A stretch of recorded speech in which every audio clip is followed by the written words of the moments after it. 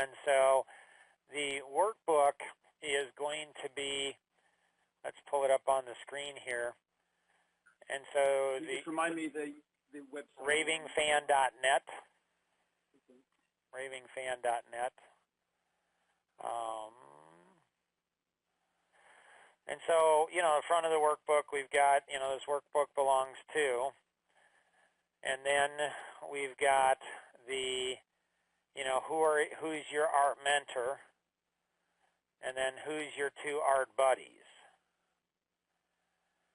And Teresa and I have been working on for a long, long time the whole buddy system, and it's amazing to me how difficult it is to get people to, you know, connect and touch with 2 people. Like, it's just really strange. Anyways, so my most important I will, you know, what do I want to accomplish? My WIFM, there's a welcome, and then there's see, think, and do. So what do I see? What do I think about it? And what am I going to do? And then it goes into the key and follow-up and follow-through. And then it goes in trusting the integrity of the system. And then there'll be some, you know, so what do you want to accomplish? You know, what do you want to accomplish from the course? What do I really want to do? And we'll incorporate discovery learning into this as well. So what do I really want from the course? And then the next lesson is, do I really want it? And then the next lesson is, what do I need? What actions do I need to take to do it? And then the next lesson after that is going to be taking personal ownership. So, Ski, your thoughts, insights on this and getting people to actually follow through and do what they're supposed to do?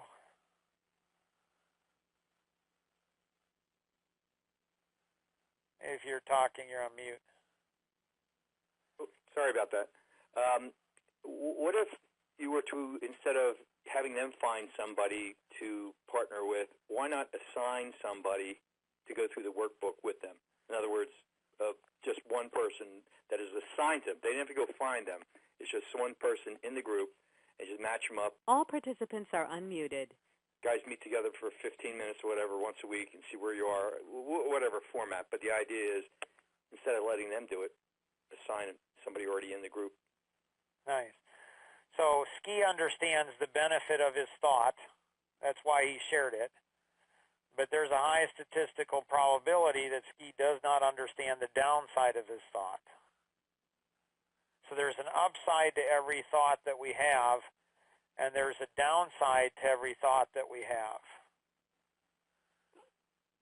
Does anyone see the upside and the downside?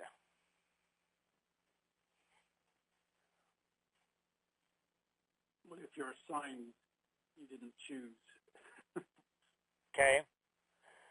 And so does everyone see the downside of that?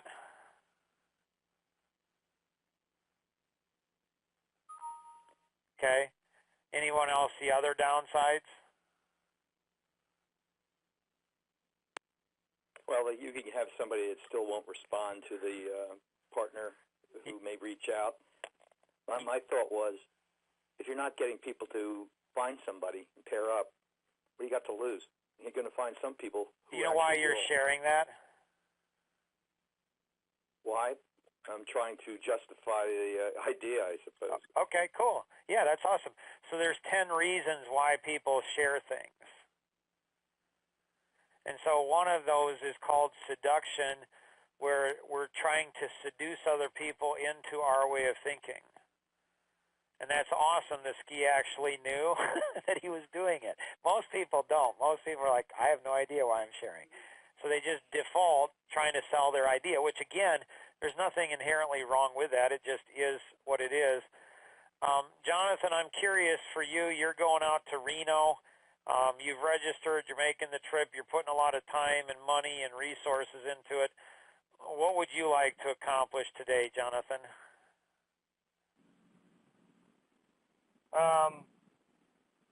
trying to find a direction, since I will be shooting video while I'm out there as well, where in a lot of events it seems that the videos don't get used to their full potential after the event. So get people ramped up, get people wanting this video that I'm going to be shooting. So does anybody have any suggestions for Jonathan on that?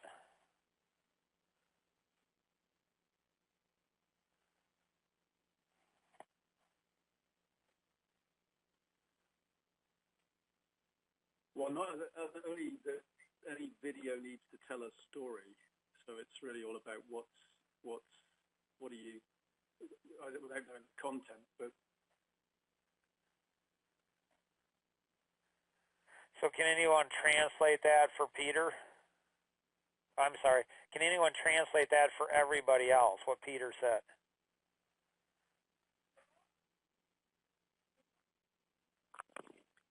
Ask a question, tell a story. So ask a question, and what type of a question? Interesting, isn't it? Like when you look at the lessons, questions. That's the first lesson. What type? Good, Rosanna. What type of question should be asked?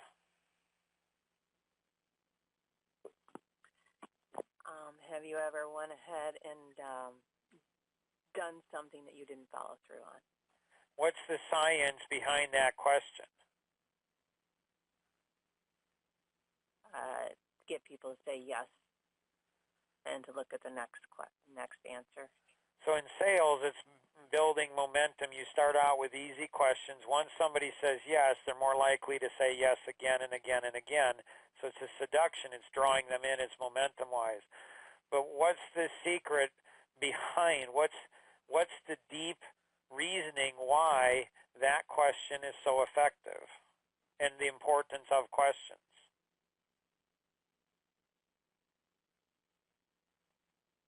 To get to the core. To get to the core of what? What they're passionate about and what makes them tick. So it could be passion, make them tick. People are motivated more on, motivated by pain and pleasure. Passions are pleasure. But people, according to your researchers, people are more motivated to avoid pain than to gain pleasure. That's why biggest challenge is such a powerful question. So the essence is you want to ask a question that resonates with your audience and they say, wow, that's a great question. We know the rule is in asking questions, if somebody says that's a great question 3 times or more, they'll buy anything from you. And so there's a science behind that. We could share that. We won't. It's dimensional thinking. You're right outside their consciousness. Like they're like, wow. Because when somebody says that's a great question, it's a reflex. It's like you're throwing a ball at them, and there's a reflex. So what they do is they think you're really smart. They think you have a lot of insight. Like, wow. Like, wow. That's a great question. So you want I have to hop off here. Yep. Sorry. Yep. But yeah, that answers my question. Thank you. Yep. So when you're asking a question, you want the question to resonate with the audience. And then the story, so the question opens up somebody's heart and mind, and the story fills it and will move them to the next piece. And so,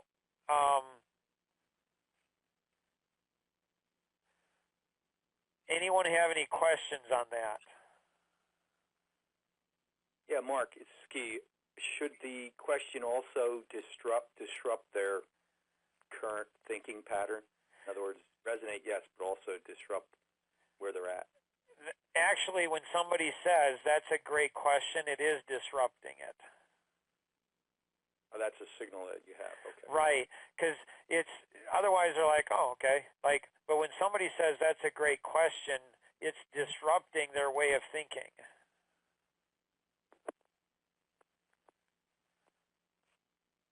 And so then you tell a story to move them from where they're at to where you want them to be.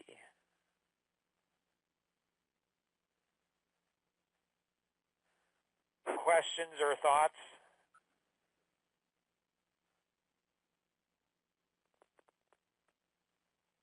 So there's two white papers I'm really wanting to write. One is dimensional integrity, and the other is, I haven't come up with a name, connecting the dots, synapse connections. I'm not sure what it is, but those are two white papers I'm dying to write.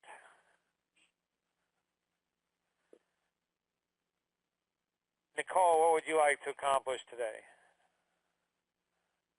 I'm really curious about how to leverage community events that are designed to spread awareness, but turning it into a profit center for monetary gains. So are you familiar with step-by-step process like addition? You learn addition, then you learn subtraction, then you learn So what would be the first step that you would have in doing that? Identify the people that I want to come. Okay, so you have identified targets. Yeah. Have you done that? I have. And then what would you do next? I would box 2, develop and deliver a message. So you develop and deliver a message. Have you done that? I have. Okay, then what's your next step? Wait, let me change my question. I'm realizing my question wasn't the right question. So what approach, in box 2, what approach would you take to leverage the community that you're reaching out to? Whether it be those that have been involved. So does everybody know what my response is going to be? What do you think it is? Okay, so why is that so much of a more effective response than me sharing my thoughts? It gets her to figure out some things for herself because she might not have you around to do so. And so how do we help you all see what Rosanna saw? So Nicole, what do you think you ought to do?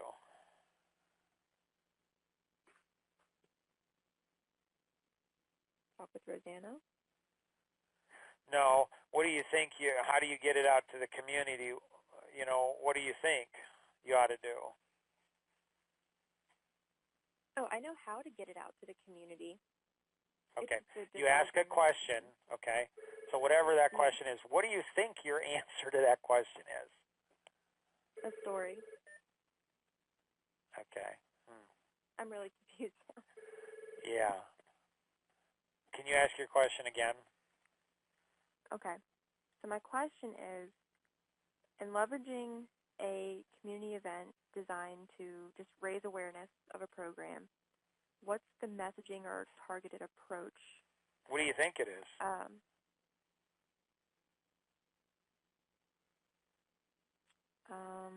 I'm thinking. Hold on. Anybody else have any ideas?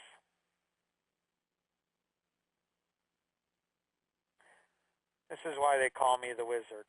You can use referral sources, you can do networking, you can do writing columns, internet, other computer medium, past clients, yellow pages, association, newspaper associations, in-person, telemarketing, radio, TV, public relations, local advertising, magazines, seminars, billboards, signs, bulletin boards, newspaper, point of purchase, advertising, newsletters, writing columns, internet or other computer medium, social media, all kinds of that.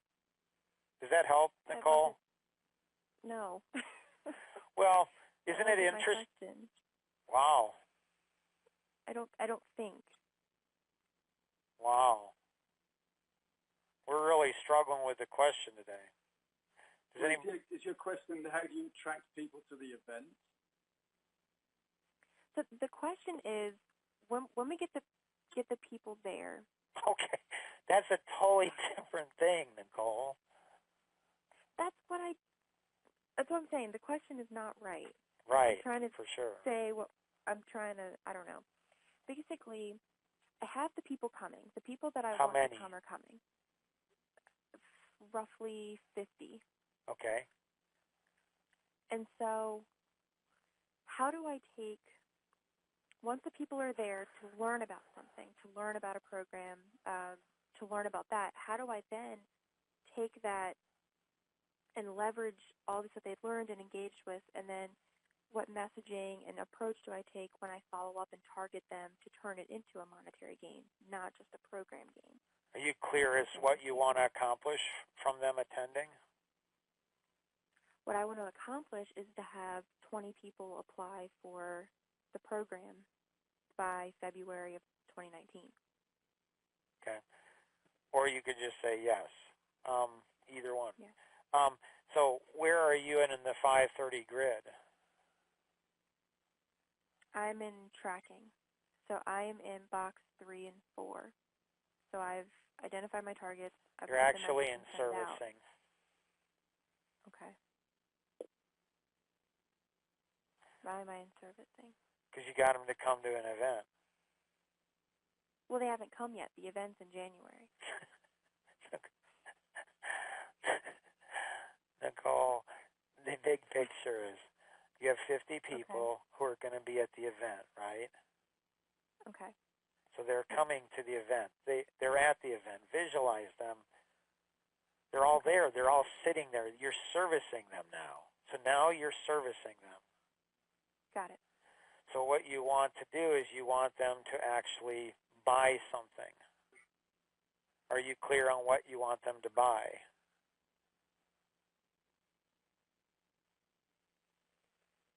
For the business partners, yes. For the actual individual community people, no. And what's the mix of them between the two?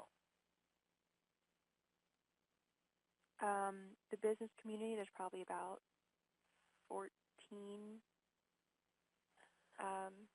So does anyone, before we, does anyone have a question or thoughts before we go into the bonus session here in a few minutes?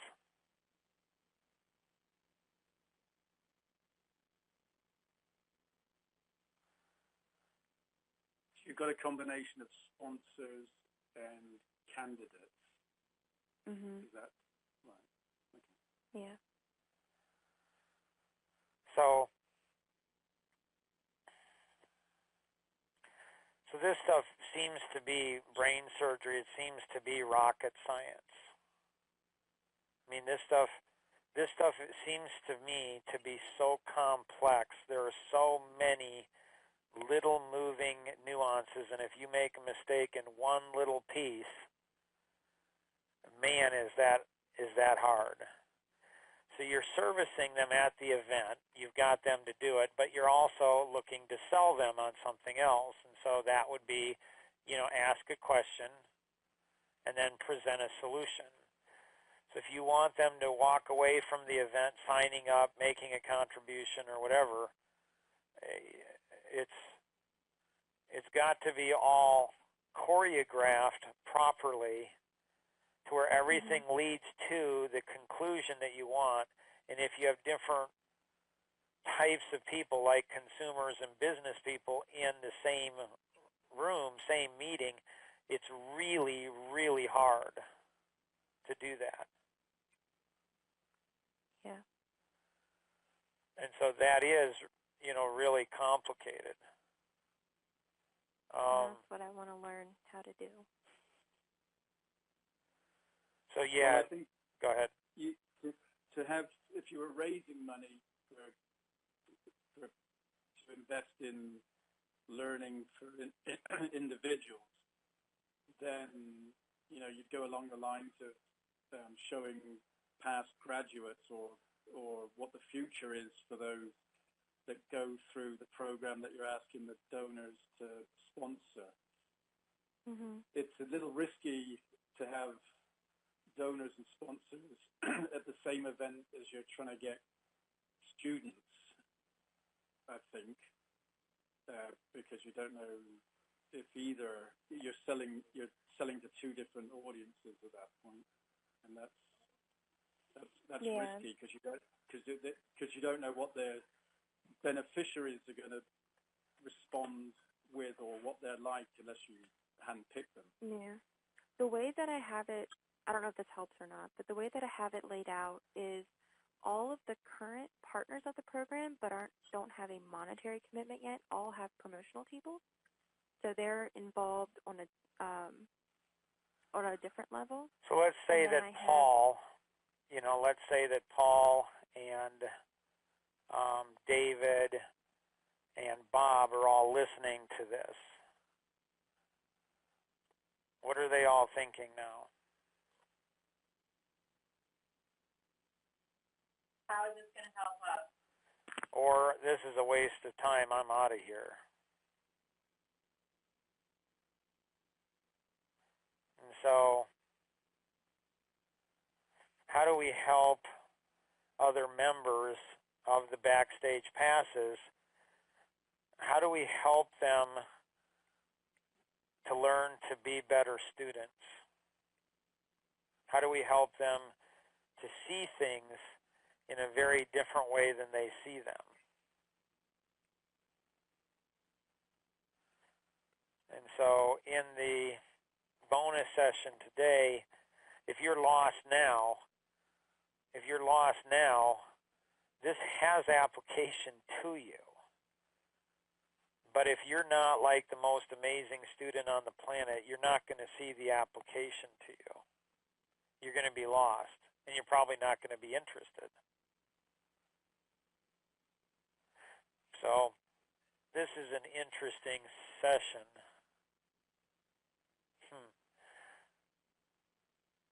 Man, I love these Backstage Passes. By the way, if you get frustrated, make sure you write down. There's 3 elements to frustration. You won't find it on Google. So it's how hard you work, how much you care, and your level of expectation in that order. If you work harder, you tend to care more. And if you care more and work hard, you tend to have frustration. Most people, when they get frustrated, what they do is they back down because frustration is painful. But if you do the opposite, the counterintuitive, and you rush towards the frustration where you work harder, you care more, and increase your level of expectation of self, others, and systems, you'll make a dimensional breakthrough. And that's how you gain leverage. So here's our pause between this and the Q&A. Here we go. Or the bonus session, rather. Here we go.